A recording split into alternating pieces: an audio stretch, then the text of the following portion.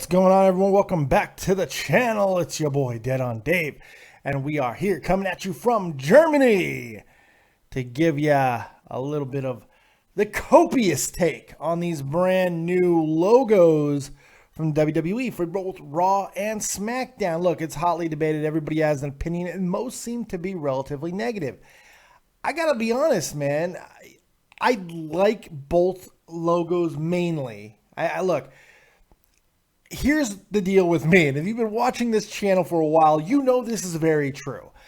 I have a tendency to overanalyze and overthink just about everything. So when I see these two logos, I see more than just artistic design, or in some people's words, laziness. I see more than that. I see purpose, I see direction, and I see them telling us what their shows are going to be. I could be an idiot. Not the first time I've been accused of it. Certainly won't be the last. However, this is just my take on it. Let's start with Raw, the flagship, the 3-hour, sometimes abortion that is Monday Night Raw. And let's take a look at a deeper look. Oh, we're Star Warsing. We're Star Warsing into the Raw. I like that. That's a good start. Let's Star Wars into it. I think most things need to be Star Warsed into more often. All right.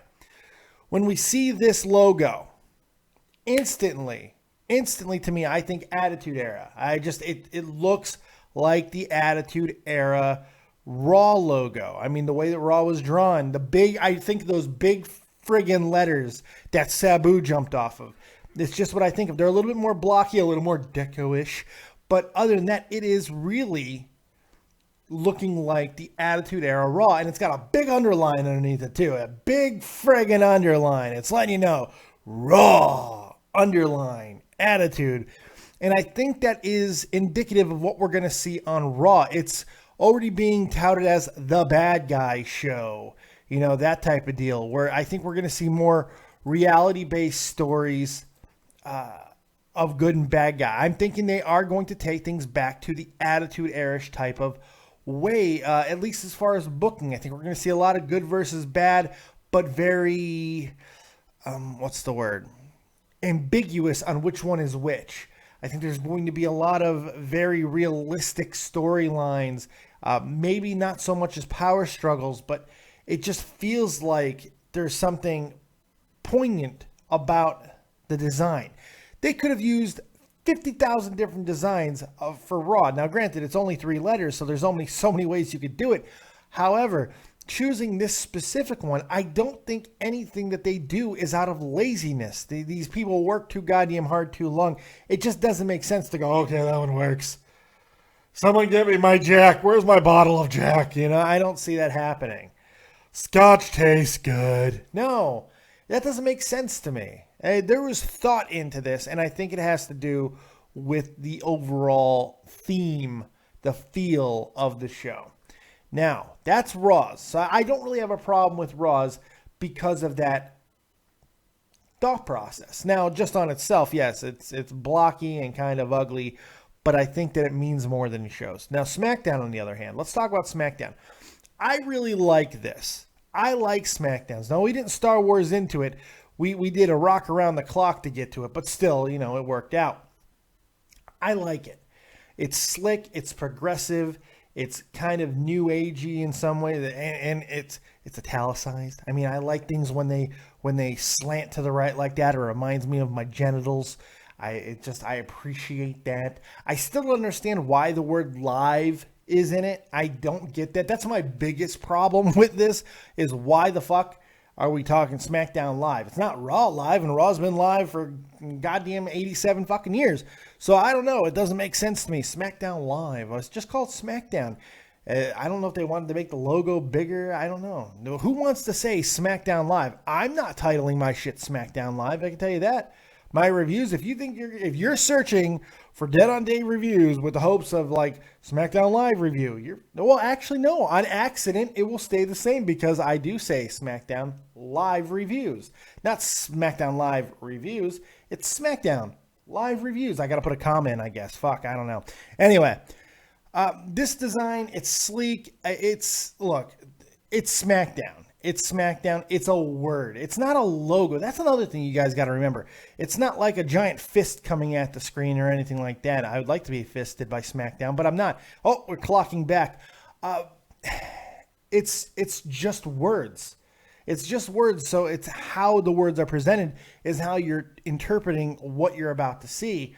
And SmackDown seems like it's going to be more of fan service, so for wrestling fans at least. That's what it seems like. Now, you can't really get that from italicized words, but still, you know, I like to think that because they're going in a sleeker, almost completely different direction than Raw as far as lettering, style, font, format, and it's italicized. Oh my God.